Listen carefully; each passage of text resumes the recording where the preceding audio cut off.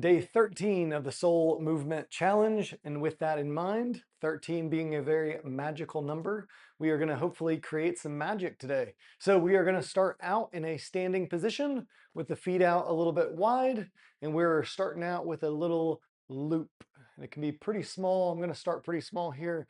So the upper body is relaxed and I'm just getting the hips moving on a circle.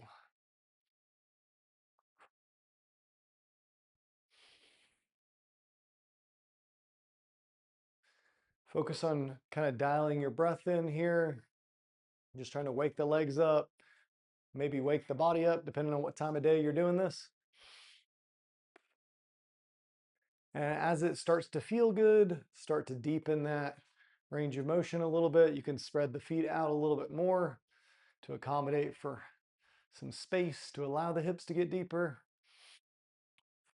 And if you haven't already, you can go ahead and switch, go the other direction.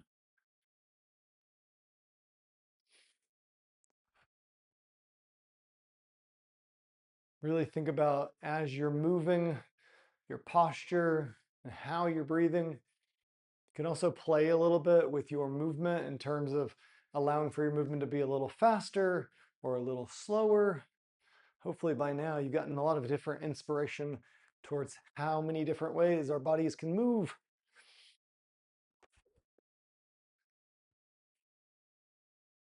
All right, you can rest. So we are now going to go into some jumping. And with this jumping, we're going to kind of go back in time to the first couple of days where we were doing a little bit of that kind of bouncing around. And we're going to do some of that today. So the body's just going to kind of stay relaxed, jostle while the feet are holding the tension, the stability, and we're going to kind of treat it like we're just bouncing. All right, going in 3, 2, 1.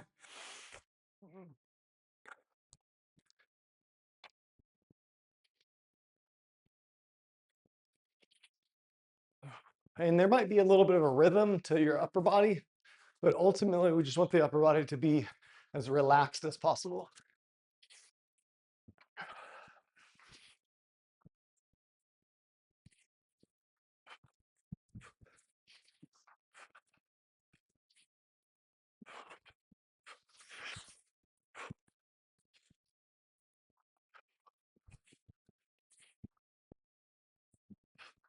All right, you can relax.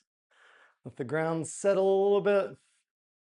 The jumping movements are ones that I would highly recommend, even once this challenge is over, I would highly recommend just getting a little jumping in, just like what we did on a daily basis.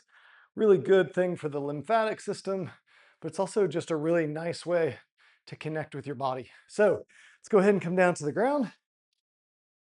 And we're going to go into a crawling setup, just like so. And when you're ready, we're going to take the knees up off the ground, and we're just going to be holding this position. So starting in 3, 2, 1, hold.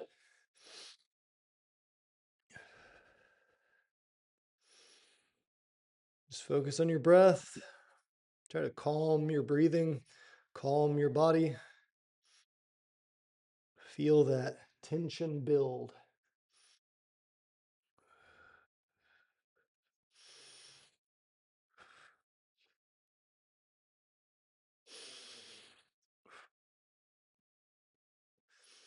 Keep going, you're doing great. And rest. All right, so we're not going quite as long on that one. Just getting a little bit of juice into the legs, into the core. And now we're going to get the wrists a little bit warm because we are going to do more on the ground. We're going to bring the hands together and bring the elbows together. And we're going to get some wrist circles here. So just get as much articulation as you can.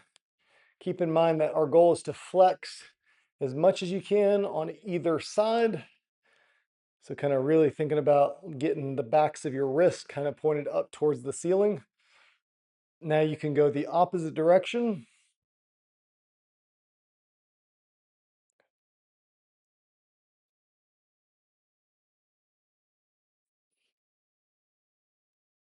All right, now we're going to uncross and then just shift the hand or shift the fingers so that the opposite thumb is on top. We're going to do another set. Some of these micro movements, some of the smaller stuff that we're doing, in some ways, I think is even better to build into your daily movement practice because it's just good ways that our body can move through space that are not kind of within the exercise mindset. It's not about having to do a workout, just about getting more movement. All right, let's go ahead and reverse that.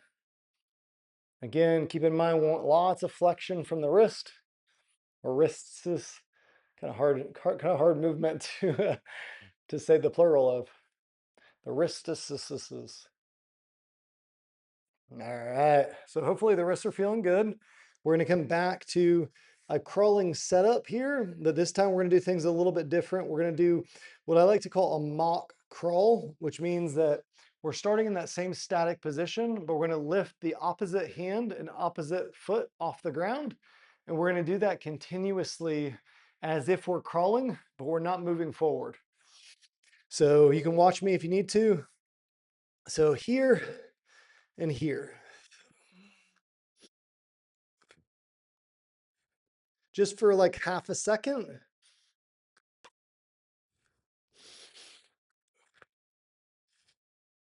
Focus on your breath. Try and keep your hips from rotating if you can help it.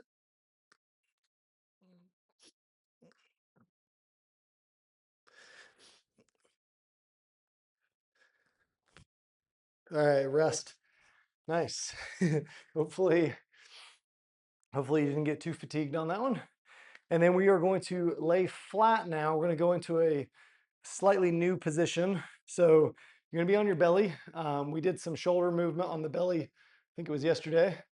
And now we're going to do a little bit of lower body movement. So we're going to go into a leg curl, getting the hamstrings active and moving the body in a slightly new way. So I'm going to come down. My forehead's going to go on my hands. And then before I do anything, I'm going to flex my glutes. And you can see my kneecaps get up off the ground. The goal is to get into that position and then stay in that position as you bend the legs, both legs, towards your butt. So I'm mostly saying all that so that once I'm in it, you can hopefully follow along with me. All right, let's go.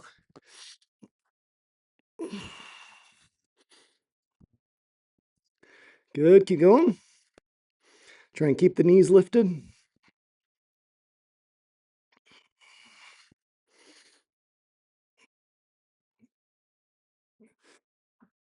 And if you haven't already, try and make it to at least 10. It's definitely a movement that, if you're not used to being pointed with the toes, your feet might start to cramp out a little bit. Feel free to take a second, rub the feet out, try and come back at it. And then once you're done with your set of 10, go ahead and come up to standing. From here, we're going to go kind of into, we played around with it yesterday, where you kind of jump in the feet.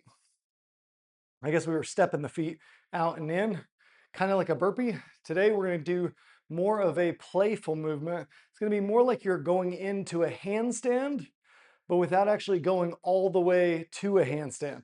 So we're doing a kick up, but the kick up is just to get you into a little bit of a handstand position. So you can watch me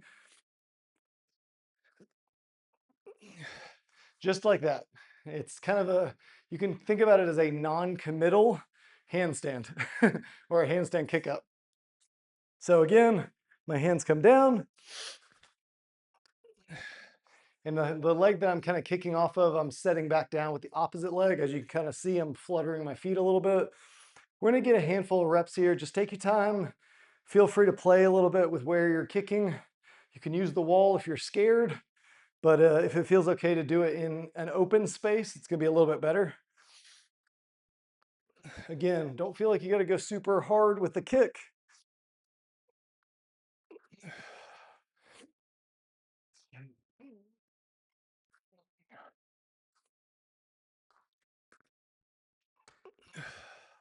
And if you already can kick into a handstand, even more reason to do this and play around with kind of taking the movement back a few steps. Be able to play with where you are, even if you can go further, kind of pulling the reins back can be a good way of practicing your ability to control your movement.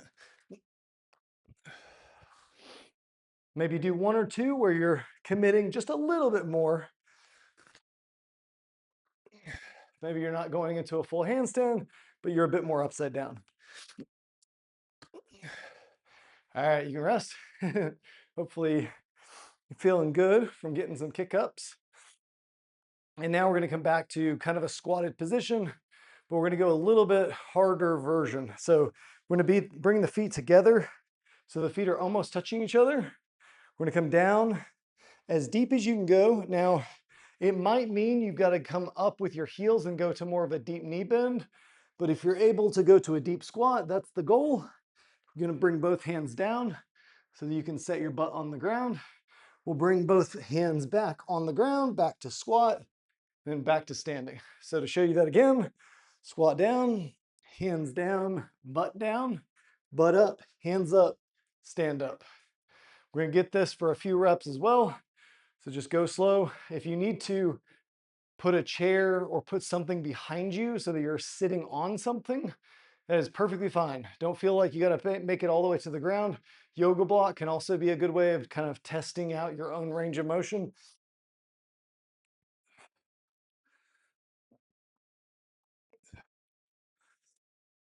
You can probably notice too, I'm on my hands, I'm not on my fingers, but for some of you, that range of motion is going to be too difficult to get all the way to your hands.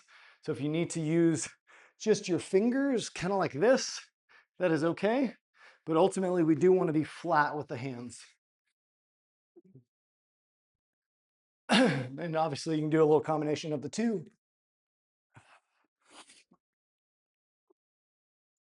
Let's do one more like that.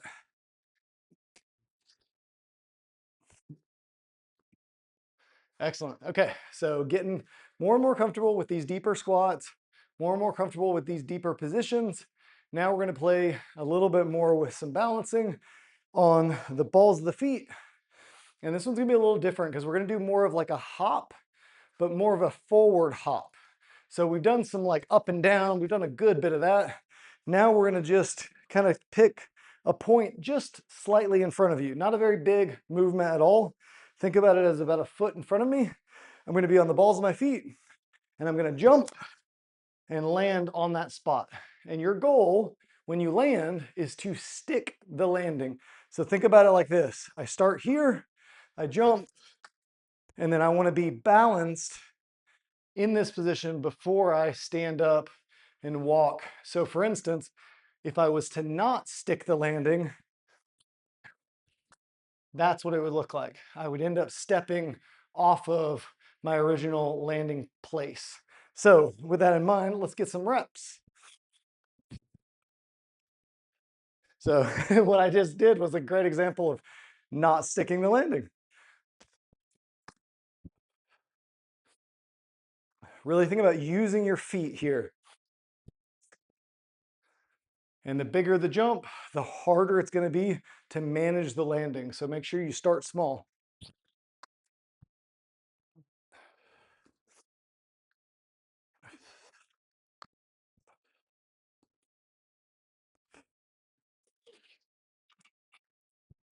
It's a good test of your own kind of ability to manage expectations and manage sometimes disappointment, because it can get frustrating when it's like hard to stick something that feels simple.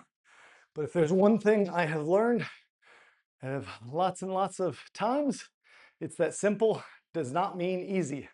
And anybody that's worked with me can attest to that. All right, let's rest. And we're going to take it into a bit more dynamic movement. We kind of started to play around with some different versions of this. Today we are going back to another kind of, I would say, how would I call this movement? More of a hands down, jump it back, jump it up type movement. So the core needs to stay really strong here. Let me show you what I mean. We're going to be here, hands down, jumping it out, jumping it up, standing up. So we did this recently where we stepped the feet out. Now we're jumping the feet out. Take your time in between each rep. Make sure you're resetting your breath.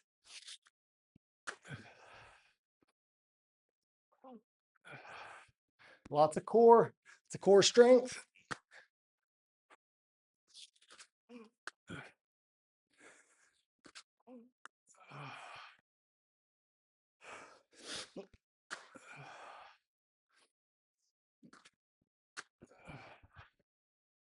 All right, you can rest. Hopefully you're starting to feel the heart rate come up a little bit. It's not a bad thing. And then we're going to take it into a slightly different upper body movement, upper body position, but on the ground. So we haven't done a lot of push-ups. Today will be kind of like a push-up. So you're going to start out in a crawling position. The goal here is to bend to where you're getting really close to your forehead being on the ground, and then back up. So it's going to look like this. Shift my hips back. I'm in a deep knee bend. Shift my head forward to try and touch my forehead. That would be the goal. If you can touch your forehead, that's incredible. If you can't, just limit the range of motion to make it possible to move.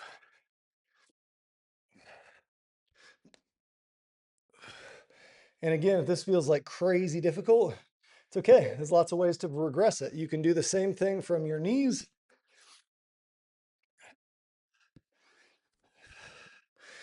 And if you want to make it a little harder, you can go up a little higher with your hips.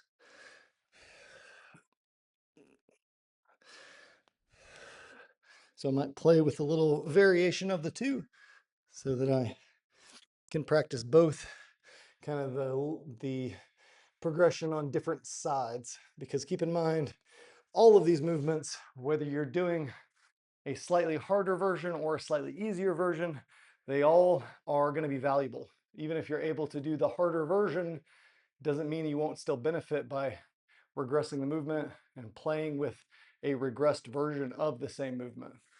All right, so we're going to come back to a seated position, and now we are going into, or back to, this figure 4 position that we've now played with a handful of times now, and we are going to try to link some different movements together. So we're going to try to start here and end up in standing. So I'm going to start rocking back, come up, and then bring this back foot out. Or if this feels like you could actually drive your hip off of it, we're going to come up to standing. And what I mean by that is if you were to just go straight up to this position, the movement would look more like this, which you are more than welcome to do. That might even be the variation I do, but keep in mind, you can also get back to the lunge position, stand up from the lunge. But if you want to bypass it, feel free to just use a lot of speed and just take it straight up to standing. I'll warn you ahead of time though, if you go too fast, it is easy to get dizzy. So coming back down.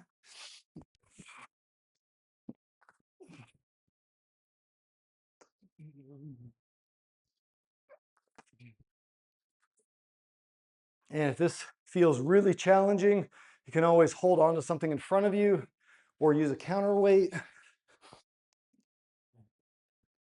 All right, so for me, in the position I've been working, my right leg has been the bent leg, or I should say the pointed up leg. So now I'm going to go to the other side, where my left leg is the pointed up leg. And we're going to go into the same variation, rocking back, and then trying to take it all the way up to standing, or lunge to stand. Some of that depends on the speed of which the movement has for you. So again, if I want to bypass, go really fast, can go all the way up, but that will require some speed, and it might feel better to go to the lunge first.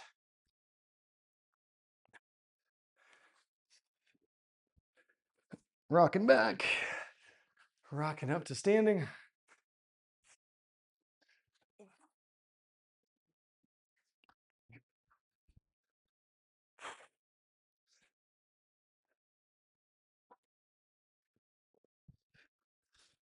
All right, so you can rest. We'll come back down to the ground. We have now played with a lot of different core movement or core activation. We're going to kind of keep going with that. because I think y'all have been doing a phenomenal job with that. We're now going to go to where you're balancing on your butt, just like so. You can even grab onto your knees if you need to. We're going to try and hold that position. So holding is not bad at all, but if you're able to do it without holding, your core will have to work a little harder. So we're going to start a hold in 3, 2, 1, and let's bring it back. So a little different than some of the other postures or positions you might have seen in other movement disciplines where you've probably seen more upright positions. In this setup, you may have seen even more extended positions or slightly lower positions. All of those are great, but today, all we're looking at is, can you bring your legs off the ground? Can you get your shins to be roughly parallel to the ceiling? And rest. So not going for a super long time. Keep in mind, we are not even halfway done with the challenge yet, so I want to make sure that we are not. I am showing you a lot of pretty intense movements in terms of difficulty, but keep in mind, go at your own pace. Any of the movements that feel like you're not ready for yet, that's okay. We will revisit them, and we will revisit, hopefully, quite a few times before the end of the challenge. So today was day 13. So we got 2 more days before we hit the halfway point. You guys are doing great. Keep in mind that it's all about building consistency, just showing up, playing with your movement, and staying curious.